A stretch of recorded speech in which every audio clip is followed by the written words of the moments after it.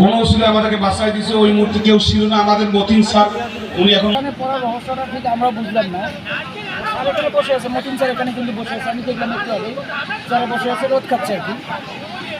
তো 2 মিনিটও হয়নি, আমি ওইদিকে একটু গেছি, এরপরে দেখি যে একটা শব্দ আসতেছে, কর্মর শব্দ, যেরকম ঝড় বৃষ্টির সময় যেমন শব্দ হয়।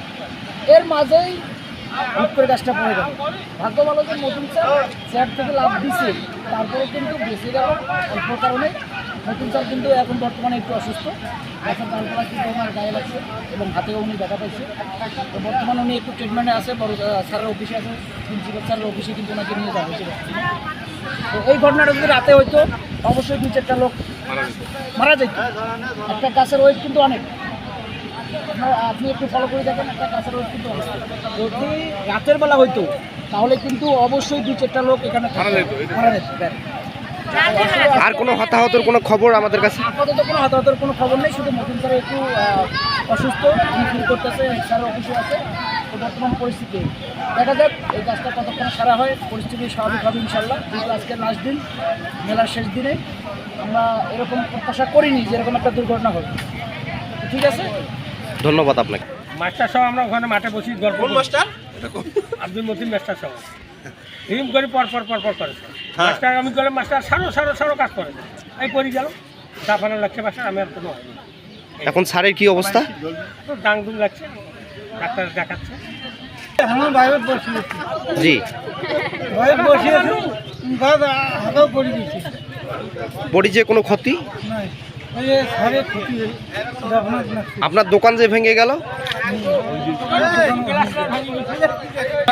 ওনার গায়ে পুরোটা পড়ে নেই, তারপর হাতে ব্যথা পাইছে। যদি গাছটা ওনার গায়ে পড়তো বা ওই সময় মেলার সময় যদি ওই গাছটা পড়ে যেত, হয়তো অনেকে আহত হইতো, অনেক অন্য কোনো ঘটনা ঘটে যেতে পারো পারতো। তো আল্লাহর রহমতে আমাদের দিনের বেলা যখন কেউ ছিল না, ওই দোকানের ক্ষতি হয়েছে আর ওই ওনারে হাতে একটু আঘাত হয়েছে। আমরা আল্লাহর কাছে শুকরিয়া আদায় করি যে আমরা যদি সন্ধ্যাবেলা হইতো অনেক মানুষের ক্ষতি হইতো, মেলাটা হয়তো বা নষ্ট হইতো। তো আমরা সিদ্ধান্ত নিয়েছি আগামীকালকে সমস্ত নারিকেল গাছ কেটে ফেলবো, সবগুলো গোড়া নষ্ট হয়ে গেছে। বিসমিল্লাহির রহমানির রহিম। আসসালামু আলাইকুম। এই সময়ের হাজারহাটের সবচেয়ে বড় নিউজ যে এই গাছ হঠাৎ পুকুরে পড়ে গিয়ে হাজারহাট স্কুলের টিচার মতিন স্যার, তার গায়ে আঘাত লাগছে এই গাছের। এখন উনি অসুস্থ, আপনারা দেখতে পাচ্ছেন যে অনেক লোক ভিড় করছে এখানে। এখন গাছটি হঠাৎ পুকুরে পড়ে গেছে, গাছটিতে কেউ কাটাকাটি কেউ করে নাই, হঠাৎ গাছটি মেলা রানিং অবস্থায় এরকম পড়ে গেছে।